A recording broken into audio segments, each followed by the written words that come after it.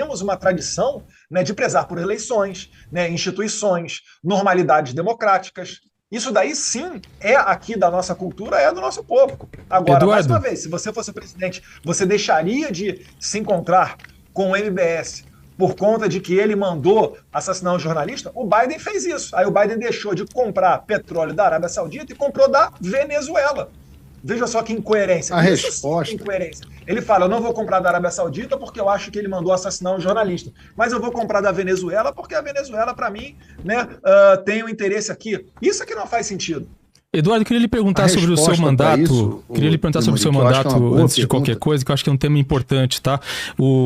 A licença que você pediu do seu mandato se encerrou ontem, domingo. Eu queria saber qual é o seu plano daqui para frente. Você vai renunciar ao seu mandato? Vai voltar ao Brasil, que eu imagino que não seja o caso, ou pretende deixar correr e deixar o mandato vencer por falta, né, nas sessões? Ô, Vilela, vou pedir licença pra ele. Eu vou no banheiro e já volto, tá, gente? Que vocês falam demais, eu preciso fazer xixi, desculpa. Calma, ainda tem mais 2h20, mais de 200 mil pessoas aqui de pico, né, junto com a gente, e a gente vai ler as perguntas deles de novo, daqui a pouco. Manda de novo. Já fiz a minha Diogo, pergunta. Sim, pode falar, Eduardo. Vamos lá. Você acha que se eu voltar ao Brasil eu tenho tranquilidade para assumir o mandato parlamentar? Eu não sei. Eu quero saber o que você pretende fazer daqui para frente. Eduardo, fala qual seria o que você cenário. Não, mas eu queria saber de vocês, o cenário do Eduardo voltando e reassumindo o cargo. O que vocês projetariam? Vai de Uber Black do aeroporto direto para Papuda. Assim? Eu não passo nem sairia do nem na aeroporto. Receita Federal, vai direto. Vai de Uber Black. Então as outras duas opções são renunciar ou deixar correr e deixar perder o mandato por falta, certo? Quais dessas duas opções você vai estar? Eu não vou, Diogo, dar o gostinho do regime para ver a minha renúncia. Eu vou deixar eles acelerarem, né? Vamos ver o que as instituições vão falar. Eu estou pensando aqui em confeccionar um ofício, né? Mandar para o presidente Hugo Mota para ver o que a gente pode fazer com relação à minha situação, que é uma situação totalmente excepcional. Eu gostaria de retornar ao meu mandato. Você tem a inovação hoje em dia da votação por telefone celular, uma novidade que veio durante a pandemia, e o deputado Evair de Mello, do Espírito Santo, né, colega nosso, ele entrou com um pedido de alteração do regimento interno para que eu possa, nessa condição excepcional, fazer tal qual ocorreu na pandemia, né, que é a participação virtual das sessões e a votação através de smartphone. Isso aí está na mesa lá do Hugo Mota, vamos ver se a gente consegue levar adiante, mas eu já adianto que não estou pensando em renúncia, né? Alguns veículos de imprensa chegaram a noticiar que eu poderia renunciar, mas não foi essa a mensagem que eu falei. Eu não falei em momento nenhum em renúncia. Então, vamos ver como é que vai ficar aí as cenas dos próximos capítulos, né? Porque, de fato, você não permitir que um deputado possa vir ao exterior e denunciar as violações de direitos humanos sofridas no Brasil, isso daí sim é que fere qualquer tipo de normalidade democrática. Mais uma vez, será que a gente vai mandar de volta os venezuelanos para a narcoditadura de Maduro, porque eles estão denunciando que lá as pessoas estão comendo cachorro, porque não existe o mínimo de direitos humanos? Será que a gente mandaria de volta para o Irã um iraniano que fugisse de lá e chegasse a denunciar que o assassinato de mulheres porque não estão utilizando de maneira correta o hijab ou o enforcamento de homossexuais? Eu acho que não, né? Eu acho que a gente tem que ter atenção aos fatos e enxergar as coisas como elas são. Mais uma vez, o Brasil é o único país que está respondendo tarifa por prisão. A gente está vendo aí, talvez, prestes a ver a prisão do Jair Bolsonaro, porque o Alexandre de Moraes quer retaliar o Trump. O Alexandre de Moraes quis retaliar o governo da Espanha, liberando um estrangeiro, um europeu, acusado de tráfico de drogas, foi flagrado com cerca de 30 quilos de cocaína, se não me engano, né, foi preso no Brasil, e o Moraes, para responder à não extradição do Oswaldo Eustáquio para a Espanha, né, está respondendo o governo espanhol, a justiça espanhola, ele mandou o traficante, que ir para a prisão domiciliar, e não queria colocar adiante a extradição desse sujeito. Meu Deus do céu, será que isso daí não é suficiente para a gente enxergar que o Alexandre de Moraes foi longe demais? Eduardo, vou aproveitar essa tua fala sobre a possível, né, por faltas, você perder o cargo, se você tem alguma pretensão do ano que vem como candidato à presidência do Brasil, se isso passa pela tua cabeça? Muitos jornais falam nisso aqui, né? Se esse seu movimento nos Estados Unidos não seria parte dessa movimentação para a presidência. eu aceitaria esse desafio se eu tivesse o apoio do meu pai. No entanto, não dá para a gente falar nisso agora. A gente tem que resolver antes essa crise institucional, porque se eu retornar para o Brasil, eu vou ser preso. Eu não vou forçar a minha esposa, minhas filhas a irem me visitar na cadeia, sendo que o marido e o pai delas, né, não é nenhum bandido. Eu não sou um criminoso. Eu só estou querendo o que é melhor para o meu país. Eu só estou exercendo uma atividade normal de parlamentar, como o próprio Procurador-Geral da República reconheceu e fundamentou, né, em março desse ano. E o Alexandre de Moraes acatou o parecer dele, arquivando o meu caso. Eu não quero um país onde, a depender do que você fale, no dia seguinte uma Suprema Corte vai abrir um processo contra você. Eu não quero um país onde colocam senhoras de mais de 70 anos de idade na cadeia, dando para elas tratamento de terrorista e falando que elas têm perigo de fugir do país, por isso merecem ir para a cadeia, impedindo elas de fazer pilates ou fazer ali atividades visando o bem-estar delas. Eu não posso achar que isso daí é algo normal, e eu estou disposto a me sacrificar. Eu não estou visando conforto, não, né? Até porque, se for visar o meu conforto, a vida de deputado é a melhor coisa que tem. Eu poderia perfeitamente acertar os ponteiros com o Alexandre de Moraes, fazer vista grossa para todas essas ilegalidades, essas violações de direitos humanos, e continuar recebendo o meu excelente salário de deputado federal. Mas eu estou disposto a sacrificar isso. Eu fiz uma mala de 7 dias para passar o carnaval e não voltei mais para casa. A minha família, graças a Deus, me apoia aqui. E a gente está segurando uma barra, né? É claro, tem toda a qualidade de vida norte-americana? Tem. Aqui eu não me preocupo com assalto. Né? Aqui eu não tenho risco de ir na padaria e tomar uma bala na cabeça porque alguém quer pegar o meu celular. Eduardo, como está a sua situação aí? Você tem residência garantida? Vai conseguir alguma coisa nesse sentido? Até quando você pode ficar aí? Vilela, eu não faço esse tipo de comentário porque eu sei do que os nossos inimigos são capazes.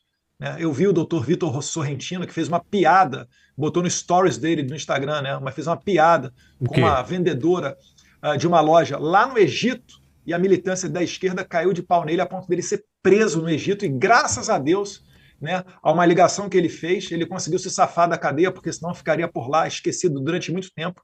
Então esse é o nosso inimigo, essas são as pessoas que a gente está combatendo. Então não posso falar aqui o que eu estou fazendo com relação ao meu status migratório, porque eu sei que no momento seguinte eles vão fazer de tudo para me atrapalhar. O senhor está vivendo de salário aí, deputado? De classe média, uma vida de pessoa de classe média normal aqui nos Estados Unidos, nenhum luxo, mas, né, aos olhos de muitos brasileiros, o simples fato de você conseguir ir para uma padaria sem se preocupar, né, com seu celular e etc., isso daí já é motivo para muita coisa. O senhor vive de salário de deputado aí, deputado? É o seu salário de deputado que banca... Não, desde que eu anunciei, desde março deste ano, tá? A matéria do Globo falou que em março desse ano eu recebi salário, porque foi o meu último salário, né? Desde março desse ano, quando eu entrei com a licença, eu não recebo mais salário.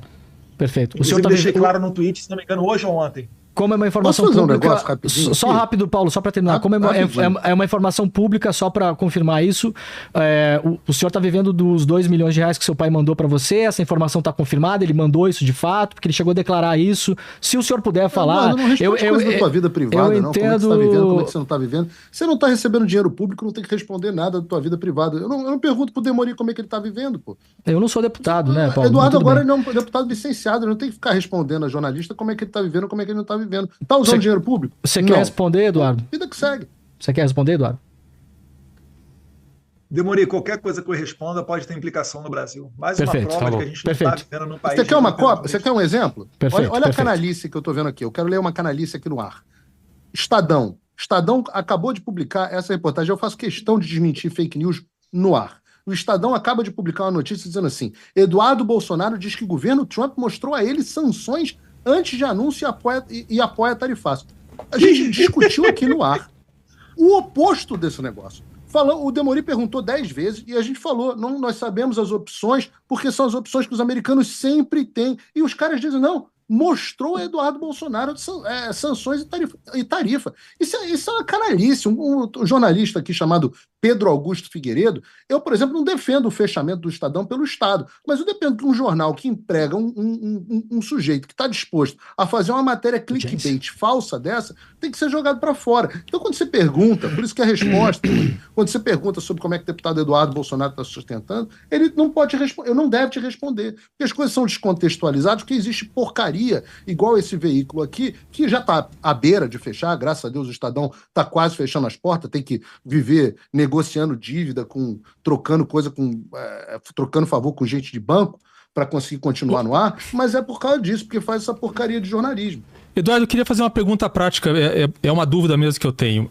Agora que a licença terminou e você, na verdade, teria que reassumir o seu mandato, você volta a receber o seu salário até que a situação seja concluída, ou seja, ou perca o mandato por faltas ou renuncie? É uma dúvida mesmo. Olha, realmente... eu confesso que eu não sei não, Diogo, mas eu vou ser bem sincero com você. Porque a rigor a licença acabou. Minhas contas, democraticamente, eu estou com as contas todas bloqueadas. Alexandre de Moraes aqui, enquanto a gente estava entrando aqui no programa, ele estava bloqueando as minhas contas. Então não se preocupe que o dinheiro do seu suado imposto só vai para a lua de mel do Lula e da Janja nos hotéis mais caros do mundo ou para abastecer avião da Fábia para trazer corrupta do Peru para o Brasil. Isso daí não é mais uma preocupação do povo brasileiro. Agora, nós parlamentares, nós somos reféns dos nossos eleitores. Se você perguntar para os meus eleitores, eles pagariam até o dobro do meu salário, eu tenho certeza disso. Vamos para a pergunta do chat, Eduardo e Paulo. Por favor, Léo. Vamos lá. O Pablo Mafra pergunta aqui, ó. Gostaria de fazer uma pergunta para o Eduardo a respeito do impeachment do Alexandre de Moraes. A oposição do Senado se pronunciou em apoio. A questão é, se ele for mesmo, não será o Lula quem indicará o sucessor? Temos meio de impedir isso? Sim, correto. Mas eu não posso ficar agindo na expectativa de quem que o Lula possa nomear. Né? E vale lembrar, né? O Alexandre de Moraes ele foi nomeado pelo Temer, não foi nem nomeado pelo Lula. Agora, se uma coisa está errada, a gente tem que tirar. E a gente tem uma Constituição exatamente para isso, né? Para você seguir esse passo a passo quando esse tipo de coisa acontece. E a Constituição, eu posso até não gostar dela, mas é aquilo que está regendo a nossa vida em sociedade. Quem não gostou, utilize dos instrumentos legais para alterar o sistema. Vote em parlamentares para mudar essa lei e assim é que a banda toca. Né? E essa pergunta é boa, porque é uma pergunta que as pessoas fazem com frequência e é importante que as pessoas entendam o que é o conceito de accountability. O que é o conceito de accountability?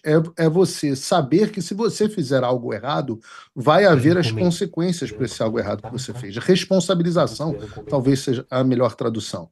Se o Alexandre de Moraes for responsabilizado, é muito provável que os próximos ministros do STF que forem colocados, até mesmo os colocados pelo Lula, eu não tenho nenhum problema com o Lula nomear seus ministros, eles entendam que há um limite que não pode ser ultrapassado. Antigamente tinha uma frase que era quase que um slogan aqui dos Estados Unidos, foi um slogan de uma campanha publicitária, que era assim, o crime não compensa. E todo mundo instintivamente sabe que se você tiver um criminoso que vai cometendo uma série de crimes e ele não sofre as consequências, mais criminosos vão aparecer, cada vez mais atrevidos. Agora, se você tem uma sociedade onde você tem a certeza de que se você fizer algo de errado, você vai sofrer as consequências, a sociedade tem a criminalidade